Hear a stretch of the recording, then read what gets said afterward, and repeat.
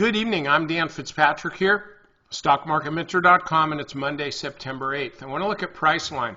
Look, you can look at this a bunch of different ways. In fact, I featured this, one of the stocks that I featured in an article over on Real Money Pro earlier today. But the stock's really been in kind of a symmetrical triangle, excuse me, within a more profound uptrend. Typically, these symmetrical triangles are viewed as continuation patterns. In other words, we expect that. What it's kind of looking like is that we're getting that. So I'm just saying you want to be careful. But with that said, and this is not that much of a pullback. I mean, it's a stinking $1,200 stock, okay? And it's had a heck of a move.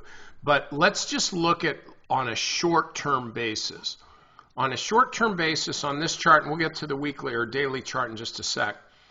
I mean, I'm just kind of looking at this general area as a lot of resistance. I'll call it 12, maybe 1220 or so.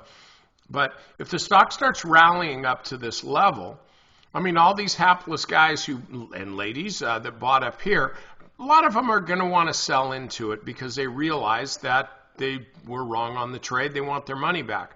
We look at the daily chart. You can see what I'm talking about. I mean, look at the spikes here in volume.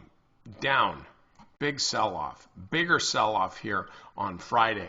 Now, my suggestion is that this is a short-term trading bounce. You know, we put on a bull put spread this morning on Option Market Mentor. And let's see if it is up or down. It's up by 12%, you know, not a big move, but on one day, I'll take a 12% move and I'll trade every day. But here, I'm just looking at about 1220 or so as resistance on the stock, maybe 1230-ish.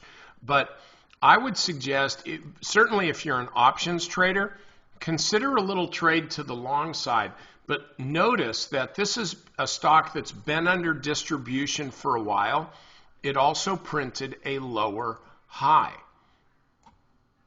versus this one. So this little one-day turnaround is not like the mother of all buying opportunities.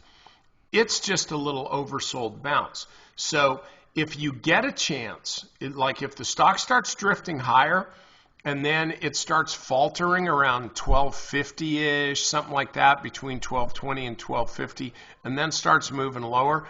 I think it's actually a stock that you can consider shorting as long as you have a pretty tight buy stop, someplace up here, like an oops, I'm wrong stop, because